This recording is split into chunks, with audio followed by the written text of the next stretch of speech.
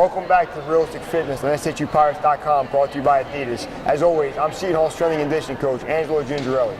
We just got done with the Pink Zone game for 2011. Pirates played a great game and raised a lot of money for a great cause, which is breast cancer awareness and prevention.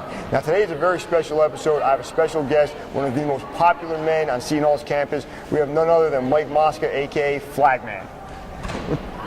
So Mike, I think a lot of people, everybody knows who you are on campus. You do something that's incredibly hard and way more physically demanding than most of our fans can even fathom. We're going to talk about that for a little bit.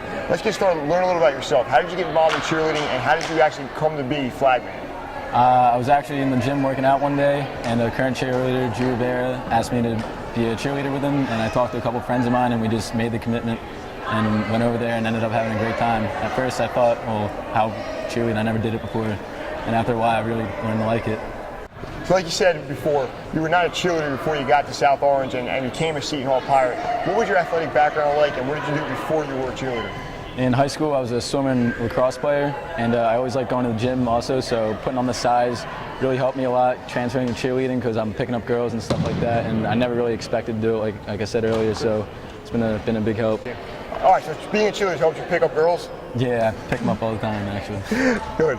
And we've seen you break the school record. You've gone around the court 13 times. We've seen 10,000 fans just lose their mind for Flagman, which has got to be just an amazing experience for you. But I think what our fans miss, and someone like me involved in the fitness field understands, how physically demanding is it to carry a flag that size around a packed arena?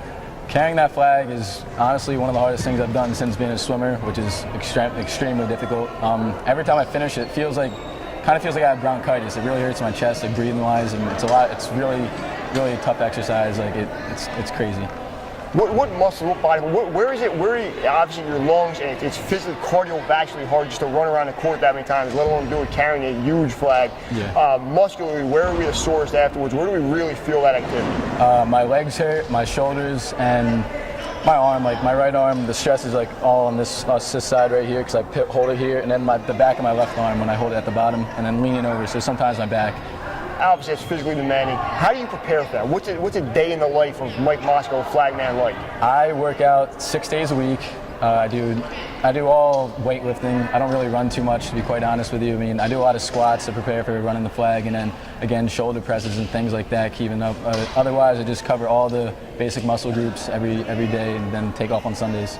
Yeah, I think there might be a little bit of misconception is how hard you personally train. I know I see you in the building all the time. During a winter break, you guys are doing 2-a-days preparing for nationals, and I would see you in the gym after 2 cheerleading practices, which is obviously an insane commitment to what you're doing, being good at it, and that's probably why you've broken the record for Flagman. Had 13 twice, like we talked about, had 10 last night against Villanova at the Prudential Center. Only got 4 tonight for the women's game. What happened tonight? You're off tonight? You're out last night? What happened? Nah, we were just, for the men's games, they give me more time. I run out in the beginning of every time out. For the women's games, they kind of just hang back. I don't know why, just whatever the girls do. I guess they make sure I get more time during the men's games than here, but it's either way. I always go out and I try to run my best. So cool. Now, what's the next step for Flagman? You've only been on campus about 5 months. You're the face of the athletic department to a lot of our fans. What's next? What's your next move? What are you going to do next? Well, I'm hoping to break the record, my personal record, against St. John's on the 3rd, I think the game is.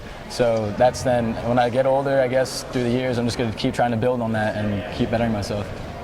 Okay, sounds great. Do you have any parting words for our fans on Realistic Fitness? Just hit the gym. Maybe I'll see you in there. Other than that, I couldn't tell you what to do. Thanks again for watching. I'm Angelo Gingerelli. I want to thank Mike Mosca, aka Flagman. We'll see you next time on Realistic Fitness, brought to you by Adidas on SHUPirates.com.